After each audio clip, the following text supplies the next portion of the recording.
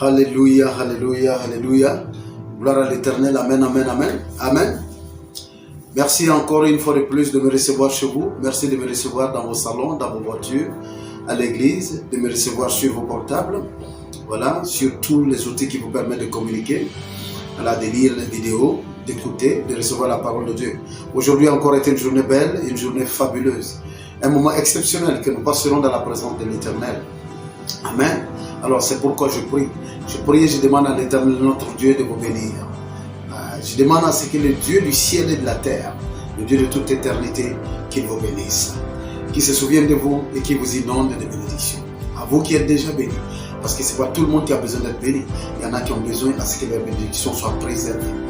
Nous devons nous adresser aux gens en fonction de leur statut, de là où ils sont. Celui qui est béni, on n'a pas besoin de dire qu'il soit béni. Alors pour vous qui êtes déjà bénis, que l'Éternel préserve votre bénédiction.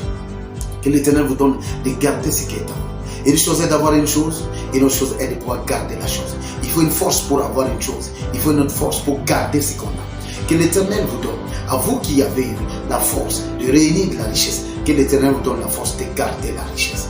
À vous qui avez eu la force de vous marier, que l'Éternel vous donne la force de garder, de demeurer dans le mariage.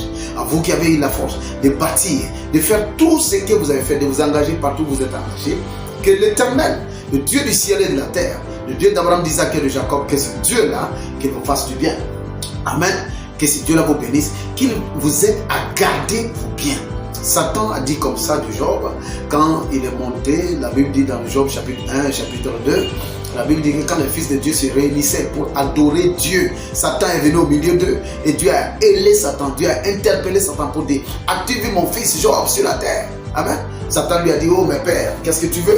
Tu l'as béni, hein? Et tu as mis une aide de protection autour de lui.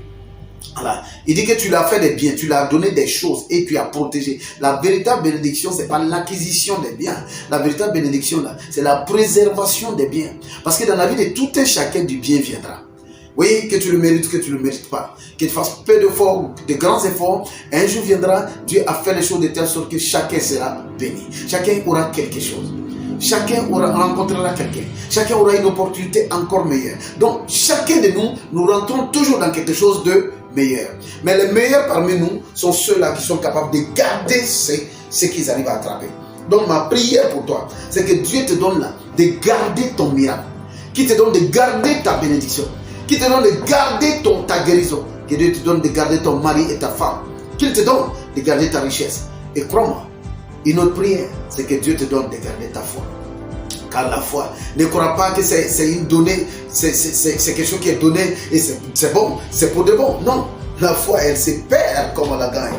On la gagne comme on la perd. Tout ce qui est capable d'être gagné est capable d'être perdu. Ce qu'on peut gagner, c'est parce qu'on peut la perdre. Alors je prie pour toi aujourd'hui afin que tu ne perdes pas la foi, que tu ne perdes pas ta présence devant l'Éternel, que tu ne perdes pas comment dirais-je, ce qui fait que tu es spécifique, spécial aux yeux des êtres humains, que tu ne perdes pas ta place au sein de ta famille, que tu ne perdes pas ta place au sein de ton entreprise, que tu ne perdes pas ta place dans la société dans laquelle tu évolues, que tu ne perdes pas ta place à l'église, que tu ne perdes pas ta place au bureau, que tout ce qui t'a été donné, toutes les belles choses qui sont venues dans ta vie, que Dieu te donne la puissance, le pouvoir et la puissance de les garder et de persévérer au nom de Jésus. Que l'Éternel aujourd'hui te bénisse, qu'il te fasse du bien, qu'il se souvienne de toi dans le nom béni, dans le nom précieux et dans le nom divin de notre Seigneur Jésus-Christ de Nazareth. Amen, amen. Une année belle que Dieu nous a donnée. Il nous a dit que c'est une année du scribe, c'est l'année de la plume céleste, c'est l'année du scribe. Amen. Oui, c'est l'année de la plume céleste, c'est l'année du scribe céleste. Il dit que cette année, il sera question d'écriture prophétique. Amen. Et que cette année, tout ce qui sera écrit nous concernant s'accomplira. Dieu nous dit que cette année-là, nos miracles sortiront des écritures qui ont été faites à notre endroit. Les écritures que les hommes de Dieu ont fait, mais les écritures aussi que le ciel fait pour nous. Parce que chaque jour, de nouvelles pages sont écrites pour nous. Alors je prie pour toi, pour que ces jours-là et les jours qui viennent, qu'il y ait de nouvelles pages, des pages belles, des pages formidables, des pages qui parlent de victoire, de santé, de paix, de mariage, d'accomplissement. Que ces pages continuent à être écrites pour toi au nom de Jésus-Christ. Je déclare que toi, tu ne perdras pas ce que ton Dieu te donne. Cette année-là, il n'y aurait jamais d'écriture mauvaise à ton endroit. La Bible dit tout le temps, quand nous lisons la Bible, nous découvrons dans la Bible chaque fois, il est écrit. Même quand l'écrit s'est tenté, il dit il est écrit. Amen. Tout le temps, on dit il est écrit. On parle des livres. On parle des livres de l'Éternel. Donc, ce mystère de l'écriture est profond et est grand. Moïse dit, si tu ne pardonnes pas ce peuple-là, efface mon nom dans ton livre. Dans quel livre? Efface mon nom dans ton livre. Oui, c'est pas la vie, sinon il est déjà en train de vivre. Il y a un livre et il y a des livres dans les cieux avec l'Éternel. Amen. Donc je prie pour qu'aujourd'hui, en cette année-là, ton nom puisse continuer à être écrit et qu'on continue à écrire des petites histoires qui te concernent. Amen. Oui. Quand tu vis bien sur la base des histoires qui ont été écrites pour toi. La toile du destin a écrit des histoires te concernant. Il y a eu des choses. La plume a écrit des choses te concernant. C'est ce qui a été écrit que tu es en train de vivre. Alléluia. Amen, amen, amen. Alors je prie pour toi cette année. De maintenant jusqu'à la fin de cette année, qu'il y ait de belles écritures te concernant. Qu'il y ait de la poésie te concernant. Qu'il y ait des proses te concernant. Qu'il y ait des écritures belles et formidables te concernant. Que tout ce qui a été écrit de façon malencontreuse te concernant, qu'il y ait maintenant une gomme céleste qui efface cela. Au nom de Jésus-Christ. Je déclare que tout ce qui n'est pas conforme à la volonté de Dieu dans ta vie et qui n'a pas été écrit par le ciel sera effacé au nom de Jésus-Christ. C'est seulement les écritures du ciel qui vont prévaloir dans ta vie cette année au nom béni, au nom précieux et divin de Jésus-Christ. Amen, amen, amen. Dieu a parlé à ses serviteurs de par le monde, partout. Alors je t'exhorte, toi qui m'écoutes. Tu as des hommes de Dieu que tu écoutes. Si je fais partie des gens que tu écoutes, écoute-moi. S'il y a des hommes de Dieu que tu écoutes, écoute-les. Mais les hommes de Dieu ont relâché la prophétie. Ils t'ont dit l'intention de Dieu qu'ils ont captée pour cette saison-là. Parce qu'il y a une fréquence de Dieu. Dieu parle différemment à différents hommes de Dieu. Il leur dit des choses différentes. Ces choses ne se contredisent pas, elles se complètent. Mais crois-moi, ton homme de Dieu à toi, là, Dieu va lui donner quelque chose de particulier te concernant. Quand il te parle de sa femme, tu sais que non, ça c'est pour moi. Amen. Donc je prie pour que tu sois connecté et que tu demeures connecté au nom de Jésus. Si je suis cet homme de Dieu, demeure connecté dans le nom béni, dans le nom précieux, dans le nom divin de Jésus-Christ. Amen, amen, amen. Alors en cette année-là, Dieu est prêt à faire des choses fabuleuses. Amen. Il nous a donné des paroles, il nous a communiqué son intention, il a donné ses prophéties. Donc tu recevras des prophéties partout. Les hommes de Dieu prieront pour toi, tu recevras. Tu verras des prophéties quand tu regardes des enseignements à la télé, quand tu lis la Bible, tu recevras certaines choses. Mais comment nous devons faire aujourd'hui là pour rentrer en possession de nos prophéties? Amen. L'élément d'aujourd'hui est fait pour nous enseigner sur comment maximiser ma prophétie. Comment conserver ma prophétie, comment rentrer dans ma prophétie et comment la maximiser. Amen. Comment jouir de ma prophétie. Qu'est-ce que je dois faire? Parce que une chose est qu'on libère une prophétie sur toi, une autre chose est que tu puisses rentrer dans la prophétie. Amen. La Bible nous dit quoi?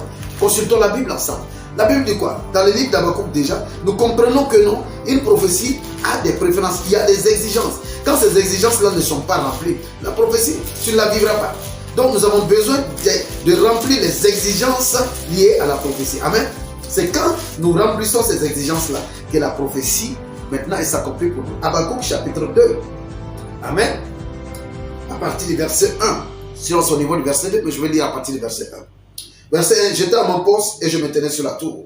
J'étais à mon poste, je veillais. Je veillais pour voir ce que l'Éternel me dirait et ce que je répliquerais après ma plainte. Alléluia.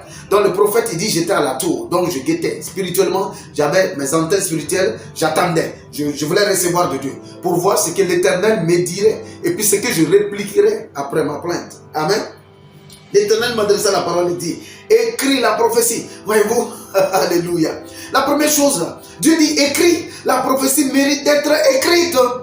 La prophétie qui est balancée dans le vent, oui, elle peut être emportée par le vent. Elle peut être déviée par un vent contraire. Elle peut être combattue par un typhon maléfique. Amen. Mais la prophétie qui est écrite, elle est écrite. Quand l'encre est versée, c'est desséché, c'est fini. Il n'y a plus rien à faire là. Amen. Alors ta prophétie cette année sera écrite au nom de Dieu. Elle est déjà écrite. Elle continuera à être écrite. Les bonnes choses te concernant continueront à être écrites au nom béni, au nom précieux et au nom divin de Jésus-Christ. Amen.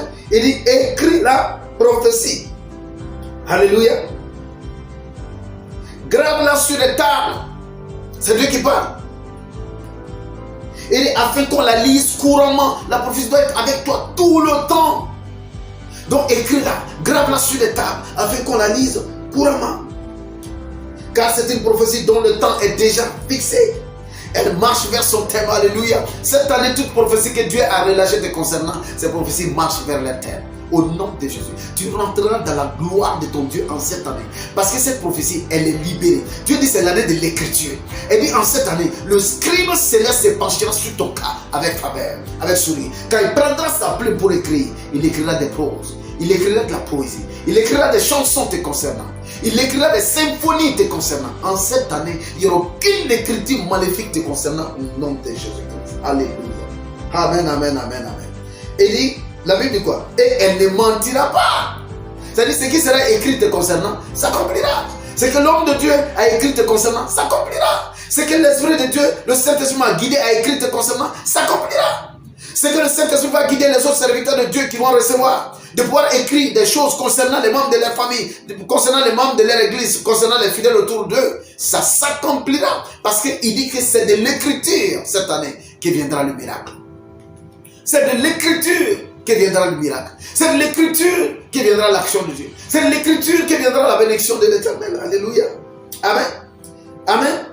Car il dit, et elle ne mentira pas. Si elle tarde, attends-la. Car elle s'accomplira certainement. Amen. Donc déjà, on a une première chose ici, où la Bible nous dit, voilà comment il faut traiter la prophétie. Ça veut dire qu'il y a des choses à faire avec la prophétie. Tu ne t'assois pas seulement, tu ne reçois pas une prophétie, on dit cette année sera une telle année, tu dis amen, amen, amen, et puis bon, voilà, c'est bon. Non.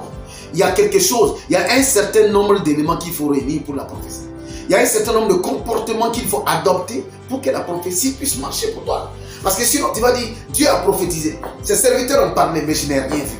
Beaucoup de gens disent cela. Amen. Mais je n'ai rien vu. Le serviteur de Dieu a dit, mais il se pourrait que tu sois sorti des préférences et des exigences de la prophétie. La prophétie est un esprit. On dit l'esprit de la prophétie. La prophétie est un esprit. Et cet esprit a des exigences. Il y a des choses à faire pour rentrer en conformité. Des choses qu'il faut faire en conformité avec les exigences de l'esprit pour entrer dans la plénitude, dans la plénitude de la jouissance de la prophétie. Et cette année, tu jureras de la prophétie au nom de Jésus. Amen, amen. Alors, premièrement, qu'est-ce que nous devons faire pour la prophétie? C'est-à-dire, si nous voulons maximiser notre prophétie, je vais jouir de la prophétie que j'ai reçue. Qu'est-ce que je dois faire? Premièrement, je dois quoi? Recevoir la prophétie en esprit.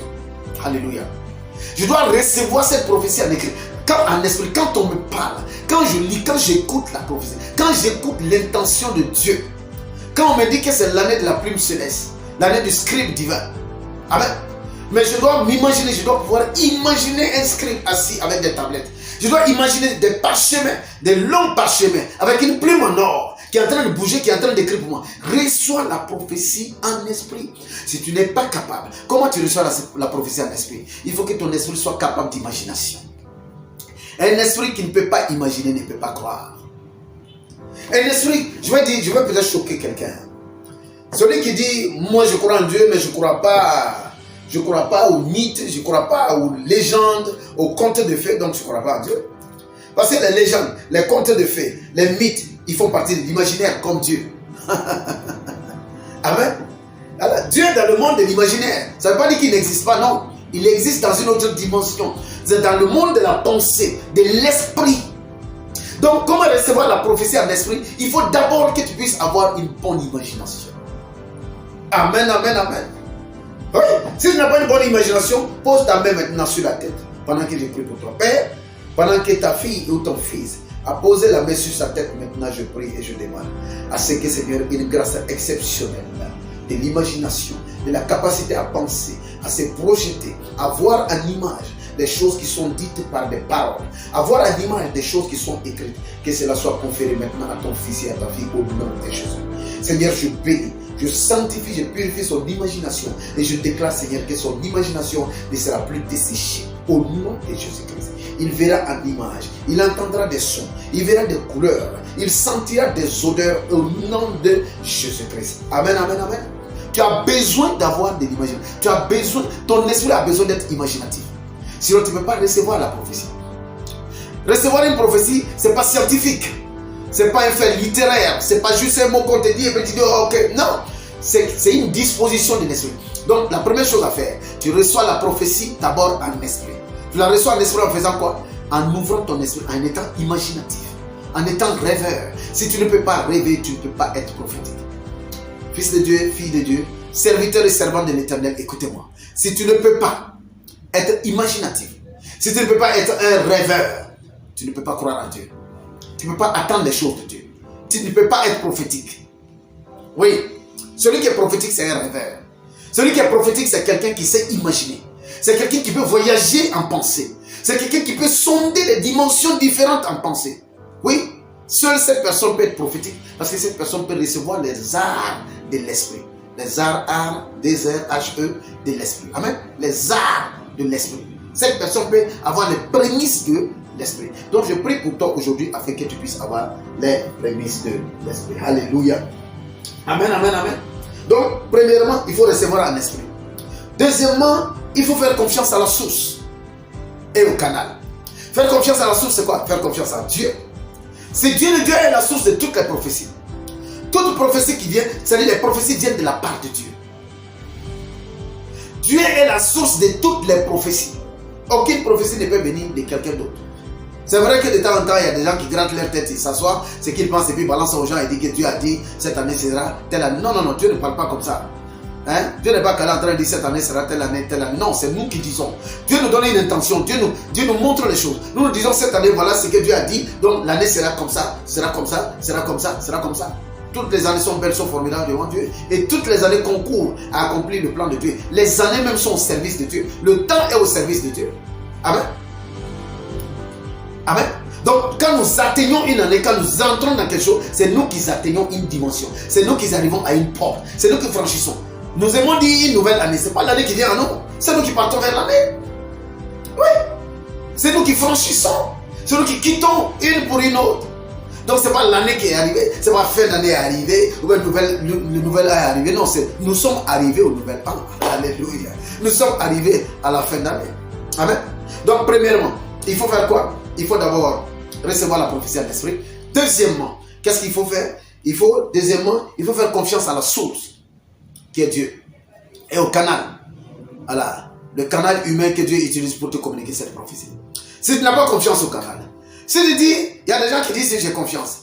Ils connaissent l'homme de Dieu, ils connaissent la servante de Dieu. Ils disent, bon, d'accord, d'habitude, quand il dit des choses, bon, ça marche quoi. Donc, bon, on va voir ce que ça va donner.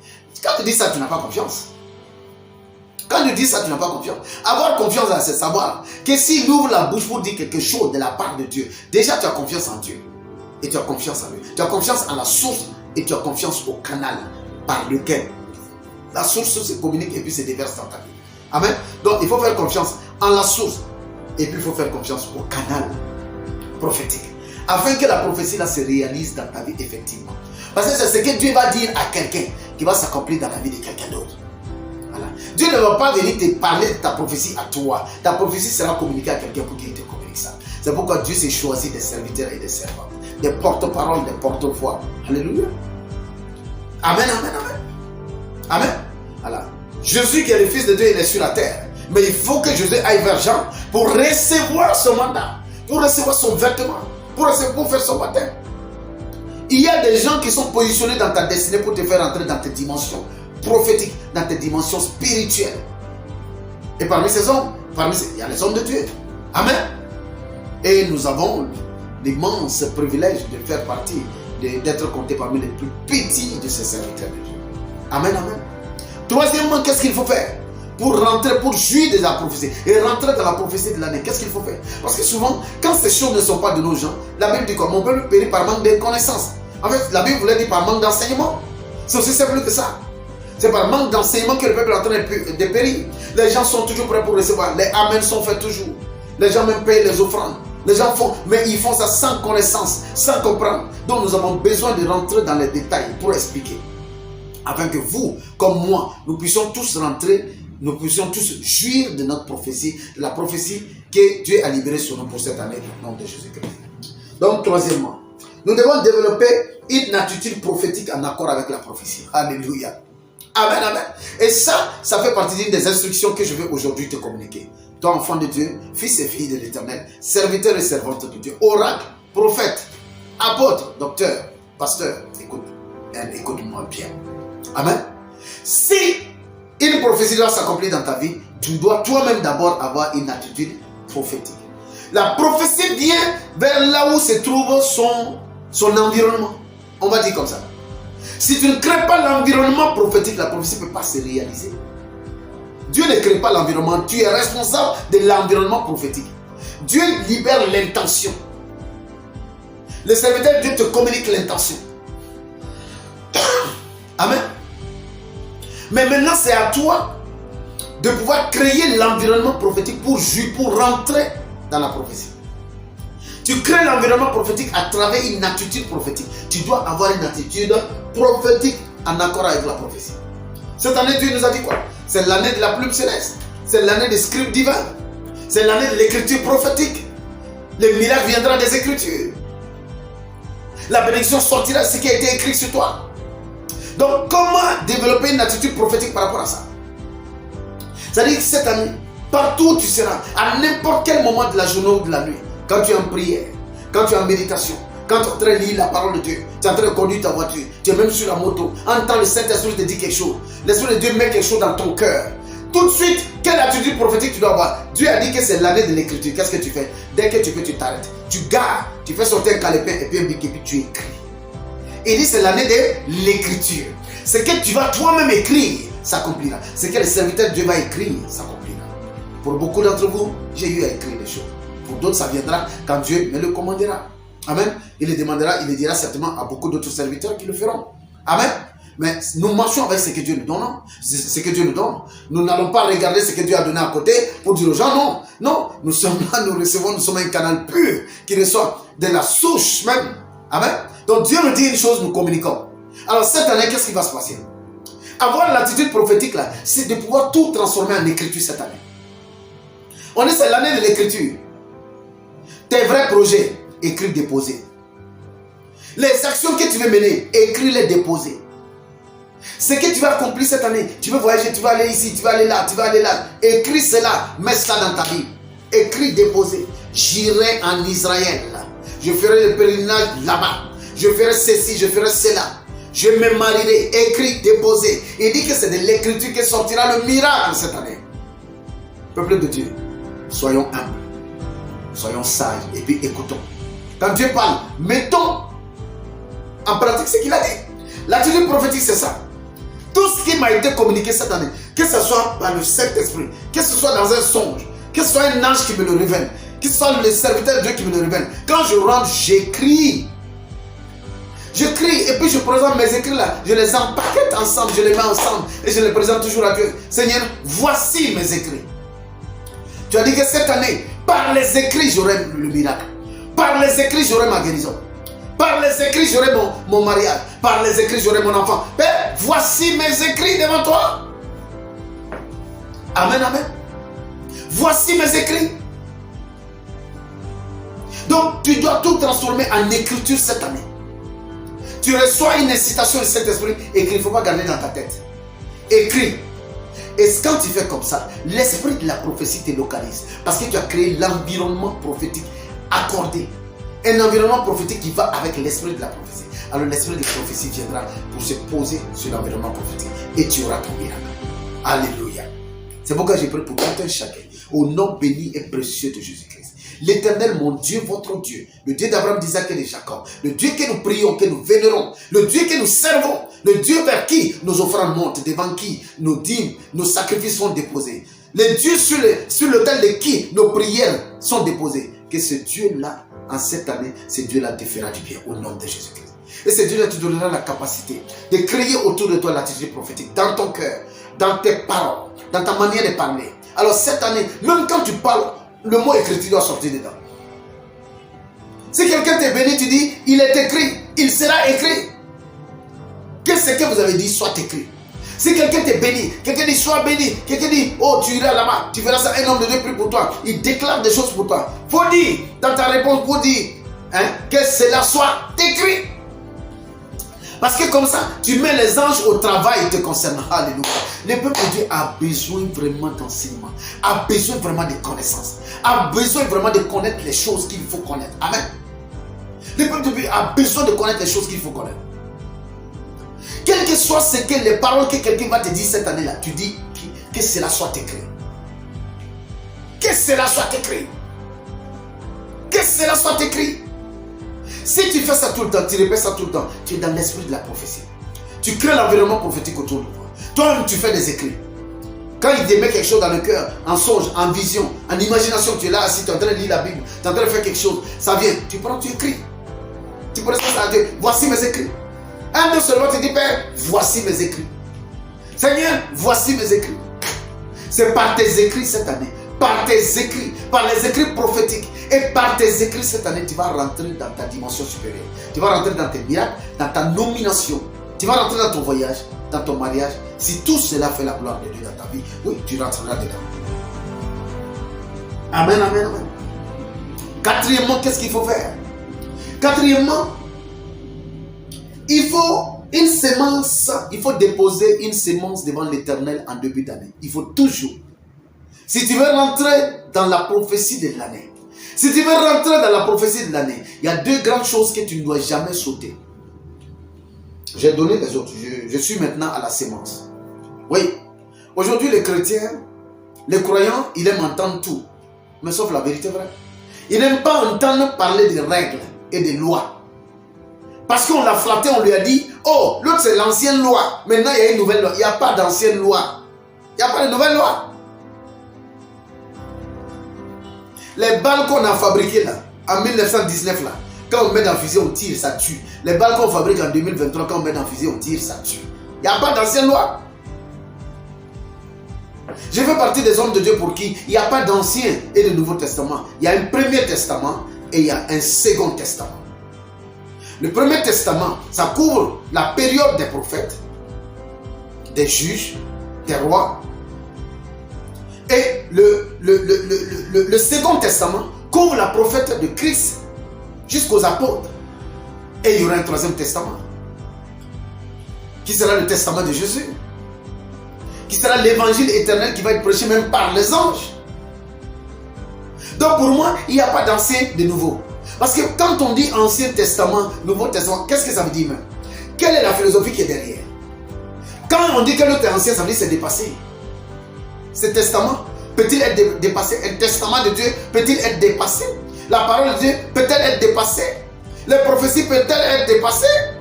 Mais quand nous prions, nous avons dit le Dieu d'Abraham, le Dieu de ces passés-là, on l'invoque quand il s'agit de nous bénir. On est le Dieu d'Abraham, d'Isaac et de Jacob. Le Dieu qui a fait du bien à Sarah, celui qui était avec Daniel, le Dieu de Joseph. Mais ils sont tous dans ce que vous appelez Ancien Testament. Pourquoi vous partez les chercher quand il s'agit de faire quelque chose qui vous plaise à vous? Mais quand il s'agit d'obéir aux instructions, vous dites non, nous on n'est plus sous cette dispensation, nous sommes sous la nouvelle dispensation. Amen.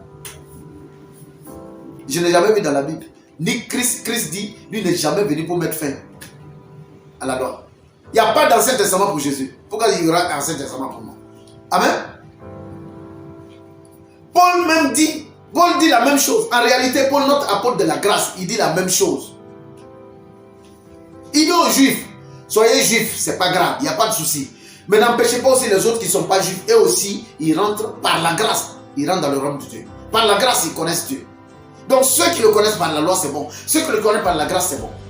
Et ici, par la grâce, il y a une chose que tu sais faire, que tu décides de faire ou de ne pas faire. Il ne faut pas, on va te condamner. Si par la loi, tu décides de ne pas manger telle viande, ou de manger telle viande, ou de ne pas faire certaines choses, il ne faut pas, on va te condamner. Il dit parce que la loi et la grâce, ça marche main dans la main.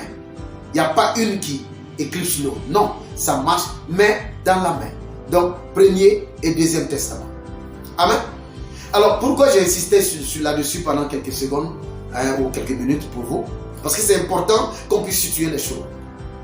Les enfants de Dieu, ils évitent de faire ce que les occultistes font, ce que le Walkman fait, ce que le féticheur fait, ce que l'occultiste fait. Et puis son année est couverte de bonté, de bénédiction et puis de protection occulte.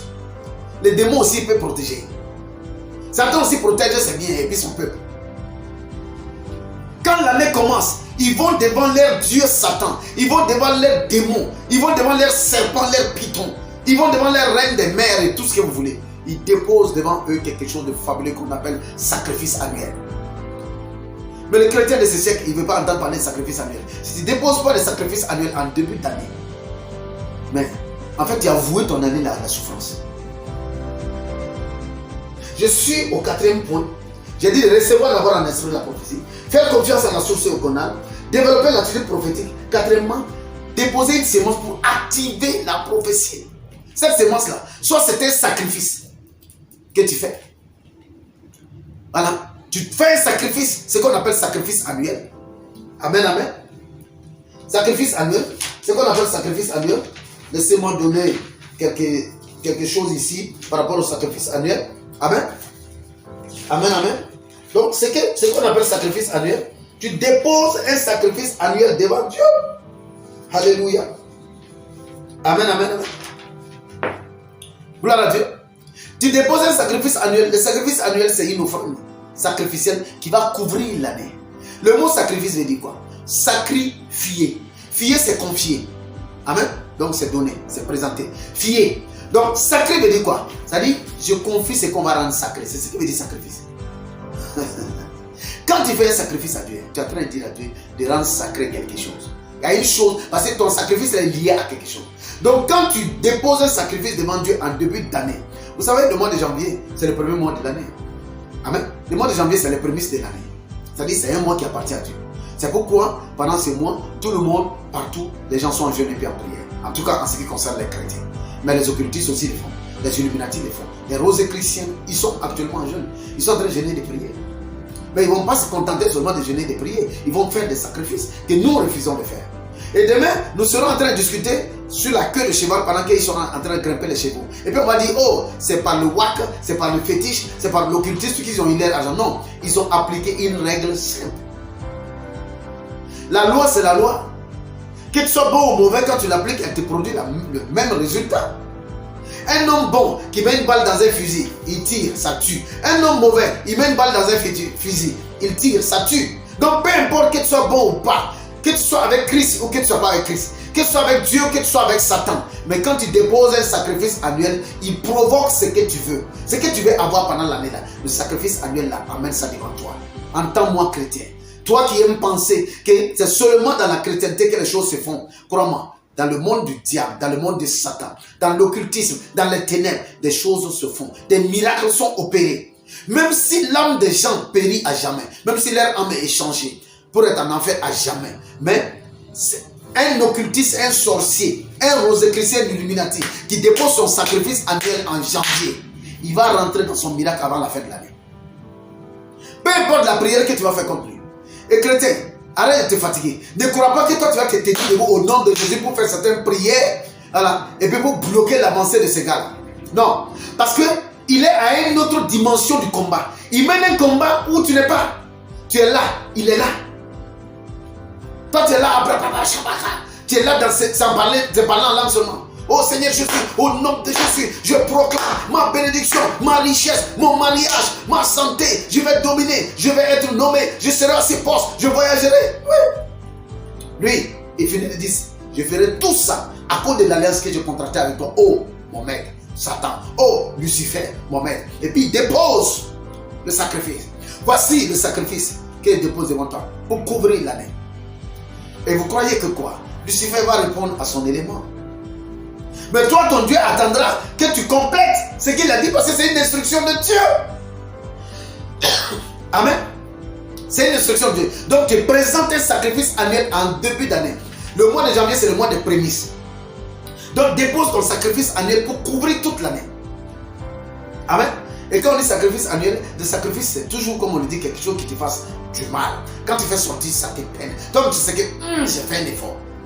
Un sacrifice là, c'est pas le surplus qu'on prend pour jeter sur un homme de Dieu ou bien à l'église. Non, non, non. C'est quelque chose, ça dit c'est bien pensé, c'est expressément fait. Tu prends quelque chose de valeureux.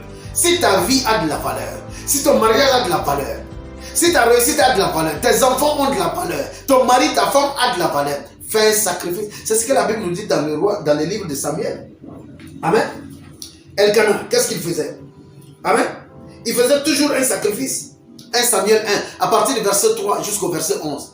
Elkanah montait tous les années pour aller faire son sacrifice annuel à Shiloh. Et chaque fois qu'il montait, sa femme Anne ne montait pas. Elkanah partait faire son sacrifice pour protéger toute sa famille. Pour dire, je rends l'année la sacrée. Quand tu fais un sacrifice, là, tu es en train de sacraliser. Amen, amen. C'est par tes sacrifices que tu sacralises. Si tu ne fais pas de sacrifice, rien n'est sacralisé. J'aime dire aux gens, Jésus te dit quoi? Jésus dit quoi dans la Bible? Quand les gens viennent vers lui, il dit qu'ils te soient faits selon ta foi. Amen. Mais je vais vous dire une chose aujourd'hui. En fait, qu'il te soit fait selon ton attitude. Pourquoi je dis ça? Ce que tu sacralises qui devient sacré dans ta vie, ce que tu banalises ne sera jamais sacré. Tout ce que tu banalises, si tu banalises l'onction d'un homme de Dieu, c'est cette onction tu ne vas jamais jouir de ça. Si tu banalises la présence de Dieu dans ta vie, cette présence de Dieu ne sera jamais évidente. Si tu banalises ton mari ne sera jamais cet être exceptionnel. Si tu banalises ta femme va se morfondre et ne sera jamais cette étoile qui va scintiller dans la noirceur de ta nuit. Si tu banalises ton boulot, ton travail, ce que tu banalises, tu finis par le perdre. Mais ce que tu rends sacré, ce que tu sacralises devient sacré. Amen, amen.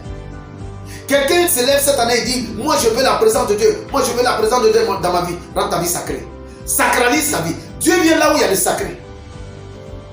Même quand nous sommes en train de faire les travaux dans les campagnes, dans les provinces, quand on est en train de balayer pour faire les routes, de tracer les routes. Souvent on va dans une forêt, voilà, dans une communauté, les gens m'ont dit non, ne touchez pas à cette partie parce que cette forêt est sacrée. Sacré veut dire quoi? Ça ne veut pas dire que Dieu est là-bas, ça ne veut pas dire que les démons sont là-bas. Non, les êtres humains ont décidé que cet endroit-là va être un promontoire. Cet endroit-là va être comme un hôtel. Cet endroit-là va être comme un endroit de connexion entre eux et leur croyance, entre eux et leur Dieu. Donc, ils ont sacralisé. Dès que l'être humain sacralise un coin, le coin devient sacré. Si effectivement, on a entendu des histoires qui se sont avérées vraies, des gens se sont levés, on les a dit, certaines forêts sacrées, il ne faut pas les raser. Il ne faut pas aller rentrer avec ton caterpillar pour raser. Des chauffeurs sont partis pour aller raser. Quand ils ont rasé, ils sont morts. Oui, ils sont morts. Parce qu'effectivement, le coin est devenu sacré. Non pas parce que les démons sont là, mais parce que d'abord, les êtres humains ont décidé de sacraliser. Donc du coup, les démons ont compris que c'est un territoire qui est à eux. Ils peuvent venir occuper ce territoire. J'ai envie de dire à quelqu'un, et c'est la vérité. Aucun démon, aucun ange ne peut posséder un territoire sur la terre sans la permission d'un homme. Nous sommes le maître sur la terre. Nous sommes les dieux sur la terre. C'est ce que nous acceptons qui est accepté. C'est ce que nous bâtissons qui est construit. Ce que nous rejetons est détruit. Si nous ne donnons pas de parcelles aux démons, aucun démon ne peut habiter aucune parcelle de la planète Terre. Aucun démon. Parce que la terre a été donnée à l'homme et au fils de l'homme. Amen. Aucun ange ne peut posséder une seule partie de la terre tant que l'homme ne lui a pas donné. Donc ce que tu donnes, les démons peuvent prendre. Quand on sacralise une forêt, les démons viennent s'asseoir là-bas. Si tu veux, sacralise ta vie, ta maison, tu vas voir, Dieu va descendre là-bas. Donc comment tu sacralises ton année? Avec un sacrifice. Le sacrifice te permet de sacraliser ton année. De telle sorte que cette année, la présence de Dieu sera continuelle pendant l'année là. Ce qu'on rend sacré là, ça dit c'est intouchable, on ne touche pas.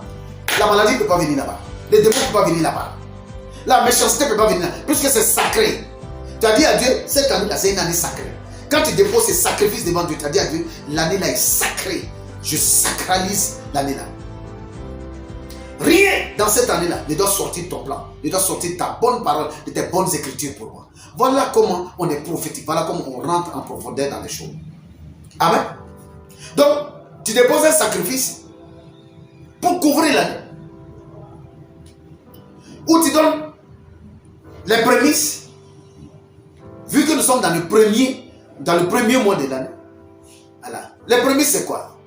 C'est toutes les premières productions. Les premières productions, les premiers nés de ton bétail, les premiers nés de ton troupeau, tout ce qui est premier dans ta vie, là, ton premier salaire, ça fait partie des prémices. Le croyant d'aujourd'hui n'aime pas entendre ça. Mais c'est des règles, c'est des lois. Si tu n'agis pas, rien ne t'arrivera pas. Si tu n'appliques pas la loi, il n'y aura pas de conséquences. Mais si tu l'appliques, elle produira pour toi le bénéfice auquel elle est attachée. Sinon, si tu ne donnes pas de prémices, il n'y a pas de souci. Les prémices, c'est quoi? Qu'est-ce qui s'est passé dans la Bible? La Bible dit, l'offrande d'Abel et puis d'Adam, c'était des prémices. La Bible dit qu'Adam a offert les premiers-nés de son troupeau. Abel a offert les premières productions de la terre. Non, le contraire. Abel a offert le premier-né de son troupeau. Et Caïn a offert les premières productions de la terre. C'est ça les prémices. toutes les premières productions, prémices, il y a le nom S dedans, c'est plusieurs prémices. Les premières productions de ton sol, ton premier salaire, tes premières rentrées financières, tout ce qui est premier dans ta vie, tu donnes ça à Dieu. C'est ça, rend Dieu premier. Vous savez, la dîme est une prémisse. Quand la dîme n'est pas enlevée comme une prémisse, ce n'est plus une dîme. Dès que tu prends tes 100 000 francs que tu as comme salaire, les 10 000 francs là, tu enlèves ça en premier, c'est ça prémisse. Tu enlèves ça en premier. Dans ton salaire, ça c'est les prémices du salaire. Amen. Mais là, quand on parle du prémisse de l'année, c'est la première entrée de l'année. Ton premier salaire. Tu prends ton premier salaire, tu déposes devant Dieu pour dire, voici mes prémices. Que cette année-là soit exactement comme tu veux qu'elle soit. Exactement selon tes écrits. Qu'est-ce que tu as écrit me concernant dans les cieux? Ce que tu as amené les hommes de Dieu à écrire me concernant, Seigneur, que cela s'arrange, que cela s'exécute en cette année au nom de Jésus. Voici mes prémices que je dépose devant toi. L'entièreté de mes prémices.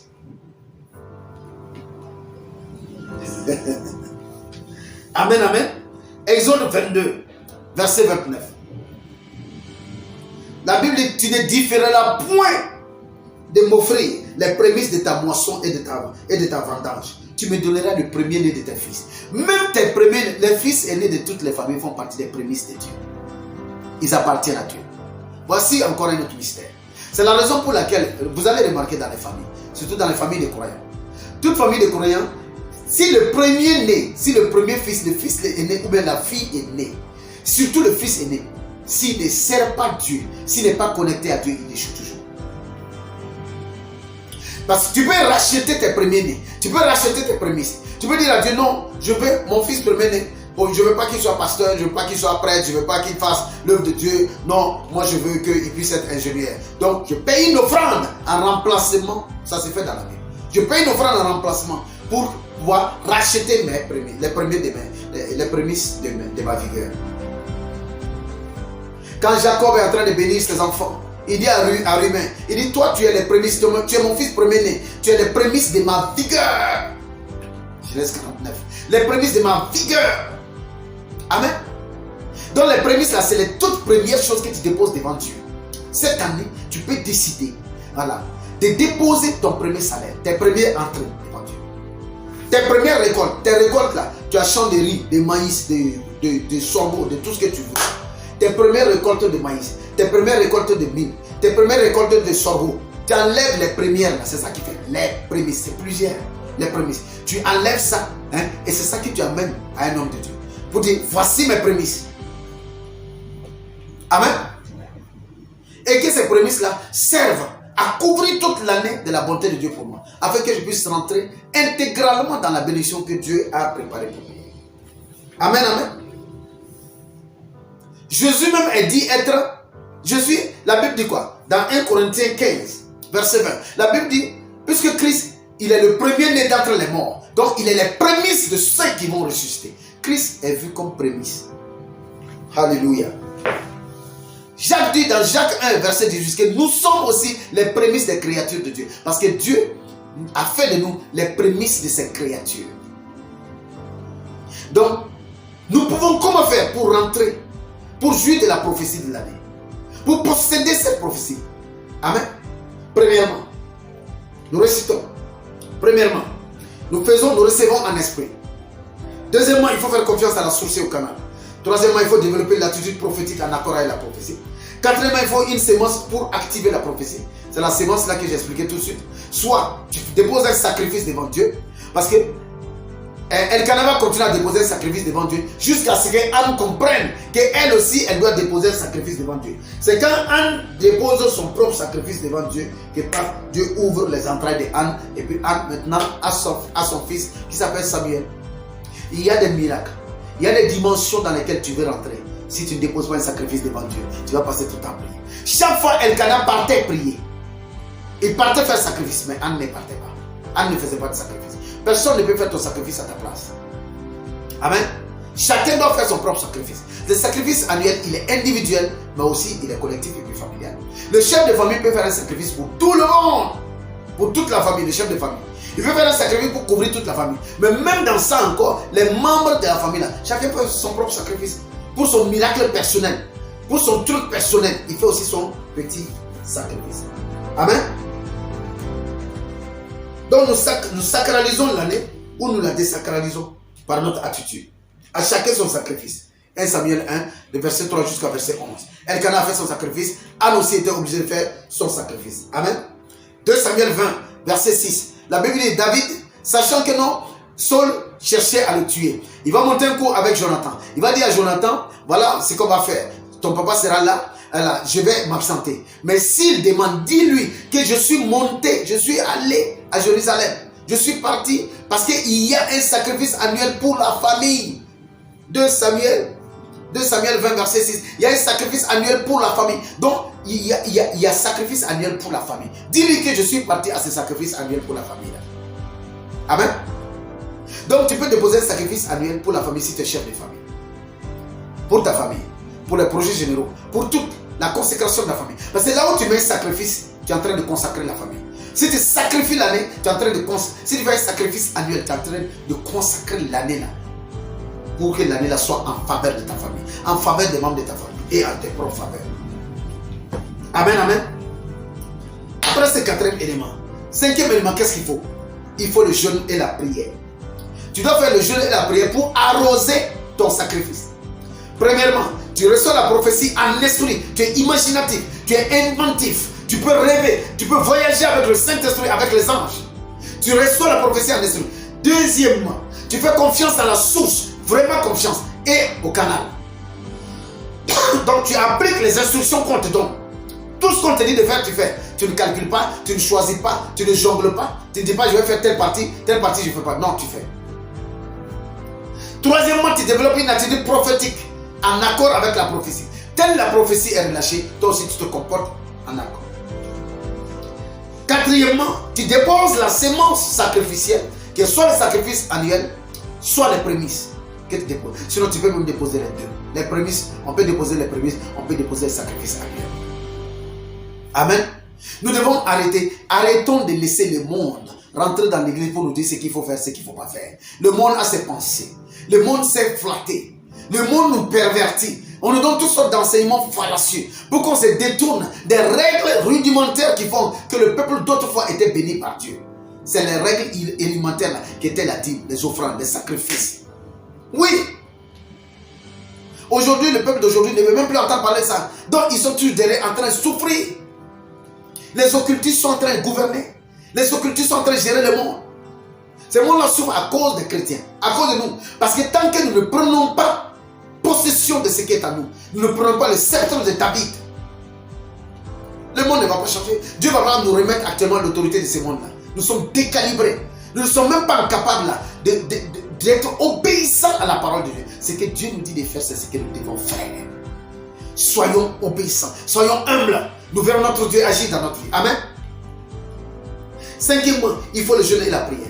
Il faut jeûner et prier pour arroser non seulement la prophétie, arroser tes sémences, arroser ton attitude prophétique. Tu pries et tu jeûnes, Seigneur, afin que cette année, que tout ce qui soit, que tout ce qui est écrit puisse s'accomplir dans ma vie. Que de nouvelles choses soient écrites pour moi.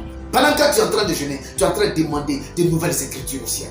Tu es en train de demander de nouvelles écritures dans tel domaine, dans ton mariage, dans ton foyer, dans tes finances, dans ta santé. Oh Père, nouvelles écritures. Oh ciel, aujourd'hui, je suis en jeûne. Je suis dans cette période de jeûne. J'exige, je demande, je réclame de nouvelles écritures. Car c'est l'année du scribe. Oh scribe divin, écris des choses nouvelles me concernant. Plume céleste, sois en ma faveur. En cette année, écris pour moi, écris pour moi, écris pour moi. C'est comme ça. Tu jeûnes et tu arroses. Parce que quand tu jeûnes là, tu arroses ta prophétie. Tu arroses tes sémences. Le jeûne et la prière. Voilà ce qui va te permettre d'arroser ça. Alors tu peux décider toi-même d'enlever 7 jours, 14 jours, 21 jours. Le nombre de temps qu'il faut. Mais sois sage. Si tu es vieux, sois sage. Si tu as des problèmes de santé, sois sage. C'est pas parce que tu vois des gens faire 21 jours de jeûne que tu veux faire 21 jours. Si tu peux faire 3 jours. Mais 3 jours vrais. Parfait devant Dieu. Si tu peux faire 7 jours, faire 14 jours, faire 21 jours. Mais des jours vraiment parfaits devant Dieu. Tu fais exactement ce que Dieu te dit de faire à travers ses serviteurs. Tu jeûnes, tu pries, tu t'humilies devant Dieu et tu cries. Le Dieu du ciel et de la terre, là, il t'entendra. il répondra. Et il va venir avec puissance. Il va écrire des choses nouvelles te concernant. Et donc, choisis. Les points de prière, bientôt dans un autre élément. Nous allons amener des points de prière. Chacun pourra prendre les points de prière qu'il veut pour prier avec ça. Amen. On va donner des thèmes à des jours et puis prier par rapport à ça. Pour arroser l'année, il faut gêner, il faut prier. Il faut se priver pour Dieu. Parce que si tu sacralises le mois de janvier, qui est le mois des prémices, c'est la chose la plus belle et la plus extraordinaire que tu puisses faire pour l'année. Sacralise ce mois-là. Sacralise le mois des prémices. C'est le mois de janvier. C'est le premier des mois. Ce que tu rends sacré sera sacré. Ce que tu désacralises va devenir vulgaire. Ce que tu banalises va devenir vulgaire. Mais ce que tu sacralises deviendra sacré. Dieu viendra là où c'est sacré. Quand Dieu apparaît sur un territoire là, quand les gens s'approchent de là-bas, il dit à Moïse, il dit à Gédéon, enlève tes chaussures de là, parce que là où tu es, là, le sol là est sacré. Le sol là est saint. Pourquoi? Parce que Dieu est descendu là-bas. Donc si tu veux que Dieu descende chez toi à la maison, il faut rendre ta maison sacrée. Tu veux que Dieu descende dans ta famille, rends ta famille, tes finances, tes activités, rends cela sacré. Il y a des choses que tu dois refuser, que cette année ça ne se passe plus chez toi. Les gens venaient s'asseoir pour critiquer les gens. Décide que cette année, chez toi, on ne va plus jamais critiquer quelqu'un. Les gens venaient s'asseoir, mentir chez toi. Décide que chez toi, cette année-là, on ne ment pas. Sacralise ta maison. Rends sacré chez toi. Dieu descendra là-bas. Tu verras la main puissante de Dieu agir en ta faveur. Au nom béni et précieux de Jésus. Alléluia. Amen, amen. Quatrièmement, prophétise sur sixièmement, prophétise sur la prophétie. C'est les 6 points que je vais donner d'abord. Prophétise sur la prophétie. La prophétie a dit quoi? On dit c'est l'année des Écritures. Prophétise des Écritures. Quand tu prophétises au nom de Jésus, que la main céleste, telle celle qui est sortie sur le mont Sinaï, pour écrire sur les tablettes, avec le feu, pour donner à Moïse, que cette main aujourd'hui sorte pour moi, que cette main écrive pour moi au nom de Dieu. Prophétise sur la prophétie. La prophétie parle d'écriture. Donc parle d'écriture, parle de plume, parle de main, parle d'écritoire, parle de parchemin, parle d'encre. Oui.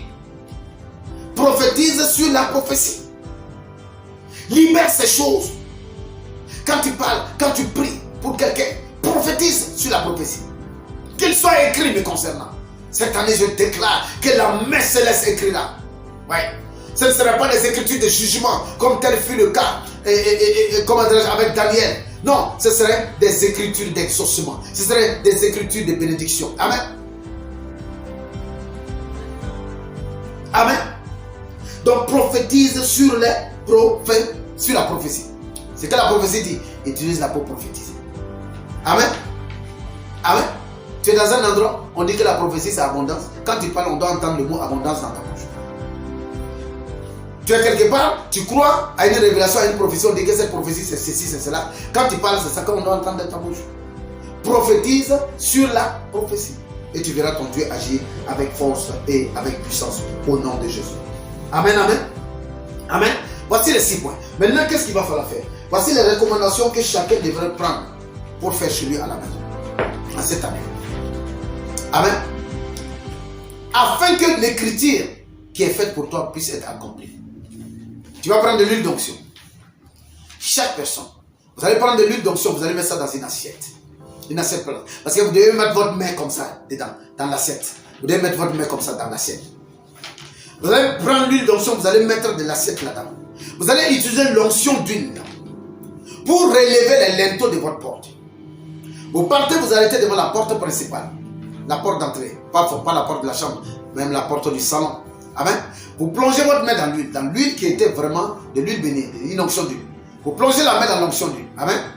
Et vous enlevez maintenant cette onction d'huile, cette main. Vous mettez ça tout autour des linteaux de la porte, de la gauche vers la droite. Amen. Ou de la droite vers la gauche, peu importe. Ok? Voilà. C'est pour qu'on puisse faire ça dans un sens. Donc de la gauche vers la droite. Et tu déclares que tu es en train de relever les linteaux de ta porte. Afin qu'elle soit digne pour accueillir les messagers divins. Qu'est-ce que la Bible nous dit dans le Psaume 24, versets 7 à 9? La Bible dit quoi? Porte éternelle, élevée au linteau, afin que le roi de gloire passe. Qui est le roi de gloire? L'Éternel des armées est le roi de gloire. Amen. Psaume 24, Nous lisons le psaume 24, verset 7. Porte, élevez vos linteaux, élevez-vous, porte éternelle. Alors toi, tu feras cette prière cette année. Porte physique et porte naturelle. Porte de ma maison et porte de ma vie. Élevez vos linteaux, élevez-vous. Ici, il est en train de s'adresser aux portes invisibles. Il y a beaucoup de choses dans la spiritualité qu'il faut savoir. Amen. Alors, mais pour toucher les portes invisibles, nous nous adressons aux portes physiques. C'est par le physique que nous touchons l'invisible. C'est par le visible que nous avons accès à l'invisible. Par le physique, nous touchons au métaphysique. Donc, tu vas aller sur ta porte physique, la porte physique de ta maison. Tu vas mettre l'huile d'onction. Tu vas mettre l'huile d'onction tout autour de la porte. C'est-à-dire sur les linteaux de la porte, sur le cadran de la porte. Quand tu mets ta main, tu dis, je suis en train de oindre cette porte-là au nom de Jésus-Christ. Porte de ma maison, porte de ma vie, porte physique, porte naturelle. Maintenant, je te oins avec cette onction d'huile, afin que tu sois digne. Afin que tu sois relevé. Relève-toi, élève-toi, élève-toi, afin que le roi de gloire puisse passer. Et afin que les messagers de bonnes nouvelles puissent passer en cette année. Pour venir faire du commerce avec ma vie. Je suis en commerce avec le ciel, ô porte. Voici la prière qu'il doit faire. Je suis en commerce avec le ciel, ô porte. C'est pourquoi maintenant je te oins. Je te oins avec cette onction d'huile. Et je déclare qu'en te oignant ainsi, tu deviens digne. En te oignant ainsi, tu deviens noble. Tu deviens digne pour laisser passer maintenant les anges de l'éternel, les messagers de bonnes nouvelles. Tu es digne pour laisser passer maintenant les scribes divins, les messagers, ceux qui ont les décrets avec eux. Car des décrets seront dits me concernant. Les scribes divins entreront dans ma maison et dans ma vie. C'est pourquoi, porte de ma maison. Tu t'ouvriras et tu laisseras passer les messagers de bonnes nouvelles. Tu laisseras passer les anges. Tu laisseras passer tous ceux, les scribes divins. Ceux avec qui se trouvent les décrets. Ils partiront, ils rentreront, ils sortiront, ils feront du commerce avec moi. Mais ô porte, je te oins maintenant pour que tu fasses barrage à la maladie. Pour que tu fasses barrage à la malédiction. Pour que tu fasses barrage aux démons. Pour que tu fasses barrage à tout ce qui détruit. Oh, porte de ma maison. En te oignant aujourd'hui, je suis en train de oindre aussi la porte spirituelle. La porte sublime. La porte subtile et la porte sublime de ma vie. Je me tiens aujourd'hui devant ma porte. La porte de ma maison. Car ta maison, mon frère et ma soeur. Ta maison, la porte de ta maison, c'est comme la porte de ta vie aussi. Alléluia. Amen, amen, amen. C'est comme la porte de ta vie. Donc c'est que quand tu oins la porte de ta maison, tu es en train de oindre la porte de ta vie. Mais tu dois faire cela avec de l'imagination. Tu dois faire cela avec de la foi. Tu dois faire cela avec de la confiance. Tu dois faire cela basé sur les Écritures. Tu dois faire cela en appliquant toutes les consignes qu'on t'a données. Et tu verras les choses s'accomplir dans ta vie d'une manière exceptionnelle. Une manière à laquelle tu ne t'attendais même pas. Donc tu vas oindre les portes de ta maison. Tu dis porte de ma maison. Élève tes linteaux. Élève ta porte physique. Et que le roi de gloire fasse son entrée. Et qu'avec lui viennent les anges. Ceux qui font les décrets dans les cieux. Oui. Ceux qui parlent et ceux qui disent s'accomplissent. Comme il est dit dans le livre de Daniel 4, chapitre 17. Il dit que cette sentence est la résolution de ceux. Des saints. C'est la résolution des saints. Cette sentence vient de ceux qui prennent les décrets dans les cieux. Il y a des anges qui prennent des décrets dans les cieux. Quand ils prennent des décrets, ça s'accomplit automatiquement. J'ai prié pour toi pendant que tu m'écoutes. Au nom béni, au nom précieux de Jésus-Christ. En cette année du scribe, en cette année de la pluie, au nom béni, le scribe divin, il écrira une aventure angélique dans ta vie. Il écrira en ce qui te concerne que les anges viendront. Ils descendront. Ils viendront dans ta maison. Arrivés à la porte s'ouvrira. Ils rentreront. Ils s'asseuront avec toi. Ils mangeront avec toi. Ils déposeront des dons. Ils feront des cadeaux dans ta maison. Les membres de ta famille seront en santé, seront en paix. Dans le nom de Jésus-Christ. Les anges viendront et sortiront. Ils rentreront et sortiront. Ils partiront et reviendront au nom de Jésus-Christ. Et que cela soit écrit. Que les scribes divins écrivent cette histoire te concernant. Qu'ils écrivent des histoires belles. Qu'ils écrivent des histoires dans lesquelles tu es béni. Des histoires dans lesquelles tu es relevé. Des histoires dans lesquelles tu es nominé. Des histoires dans lesquelles tu es la tête et non la queue. Des histoires dans lesquelles c'est toi qui inspires les gens. Tu ne fais pas expirer au nom de Jésus-Christ. Amen. Alors tu vas utiliser l'huile d'onction toi-même. Tu vas oindre les linteaux de ta porte, les linteaux de la porte de ta maison. Et tu fais cette déclaration. Tu déclares au nom de Jésus-Christ. Linteau de ma porte. Maintenant, je te oins avec cette onction de Dieu. Je commande à ce que tu reçoives maintenant la dignité. Sois digne, sois noble maintenant, afin de t'élever et de laisser passer le roi de gloire. Et pendant que le roi de gloire passe, que les anges, ceux qui prennent les décrets, entrent et sortent de ma maison. Que les messagers de la bonne nouvelle, que les scribes divins entrent et puis sortent, qu'ils fassent du commerce avec ma vie, qu'ils fassent du commerce avec moi. C'est pourquoi, oh ma porte, oh porte de ma maison, oh porte de ma vie, oh porte de ma destinée, porte physique et métaphysique, porte visible et invisible. Aujourd'hui, en me tenant devant cette porte, je me tiens devant vous tous. Toutes les autres portes autour de moi. Je vous oins, je vous oins, je vous oins au nom de Jésus. Et je déclare une entrée et une sortie régulière dans ma vie cette année, de la présence du ciel. Le ciel sera avec moi au nom de Jésus-Christ. Voilà la prière que tu dois faire. Alléluia. Amen, amen, amen. Amen. Voici l'action prophétique aussi que tu dois faire avec la prière. Donc tu feras cela. Tu vas obéir aux instructions qui t'ont été données. Tu vas rentrer en full possession de tes prophéties. Tu vas accomplir, tes prophéties seront accomplies au nom de Jésus. Je déclare en ce qui te concerne que cette année, tes prophéties s'accompliront au nom de Jésus. Personne ne dira que tes prophéties sont restées sans accomplissement. Dans le nom béni, dans le nom précieux de Jésus-Christ. Amen, amen, amen. Amen. Que l'Éternel te bénisse aujourd'hui. Que l'Éternel te fasse du bien. Que sa bonne face se tourne vers toi, qu'il te fasse du bien. Que le Dieu d'Abraham, d'Isaac et de Jacob, le Dieu qui nous donne des enseignements, le Dieu qui nous parle, le Dieu qui nous donne de rentrer dans les choses profondes, qui nous donne de sonder les profondeurs. Ouais. L'Esprit de Dieu qui nous conduit, qui nous donne de sonder les profondeurs de Dieu, il te parle aujourd'hui et il te bénit au nom béni, au nom précieux et au nom divin de Jésus-Christ. Amen. Alors je prie pour toi, je prie pour ta famille, je prie pour tes finances, je prie pour ta santé, je prie pour tout ce que tu fais, que ton Dieu te bénisse, qu'il soit avec toi, qu'il te conduise au nom béni, au nom précieux de Jésus. En cette année de l'écriture, que de belles écritures soient faites pour toi, que ton nom soit mentionné dans les écrits de Dieu comme dans les écrits des hommes. Que ton nom soit mentionné dans les écrits des patrons, des directeurs, des écrits de comptables. Que ton nom soit mentionné dans les écrits des banquiers, dans le nom de Jésus-Christ. Qu'aujourd'hui, quand on parle de toi en cette année, en tant que meilleur client d'une banque au nom de Jésus-Christ, que ton nom soit mentionné dans des bons rapports. Et tout mauvais rapport dans lequel ton nom est mentionné maintenant, que ton nom soit retiré de là-bas. J'arrache ton nom de la liste des cadavres. J'arrache ton nom de la liste des prisonniers. J'arrache ton nom de la liste des malheureux. J'arrache ton nom de la liste des divorcés. J'arrache ton nom de la liste de ceux qui souffrent au nom de Jésus. Et je déclare en cette année-là que ton nom est écrit sur le livre de la vie de l'agneau. Ouais. Et parce que c'est écrit, ainsi en sera-t-il au nom de Jésus. Que l'Éternel ton Dieu te bénisse. Que l'Éternel ton Dieu te fasse du bien. Shalom chez toi, shalom à la maison, kadosh à vous tous, dans le nom béni, dans le nom précieux, dans le nom divin de Jésus-Christ. Amen et amen. Que Dieu vous bénisse pendant que vous prenez à cœur ces instructions qui vous sont données, que vous suivez jusqu'au bout et vous pratiquez du premier point jusqu'au 6e point. Amen. Vous pratiquez tous les points qui vous ont été donnés. Et vous faites maintenant l'acte prophétique dans votre maison. Vous allez voir la présence de Dieu d'une manière unique. Sacralisez votre année. Vous allez voir Dieu en live. Dans le nom béni et précieux de Jésus. Que l'Éternel vous bénisse. Que l'Éternel vous fasse du bien. Dans le nom béni. Dans le nom précieux et divin de Jésus-Christ. Amen. Amen et amen. Alléluia. Gloire à l'Éternel. Que Dieu soit avec nous. Qu'il vous bénisse. Qu'il soit avec vous. Qu'il soit avec vous. Qu'il soit avec vos enfants. Qu'il soit avec vos finances. Qu'il n'oublie pas de se manifester en toute puissance dans le nom béni, dans le nom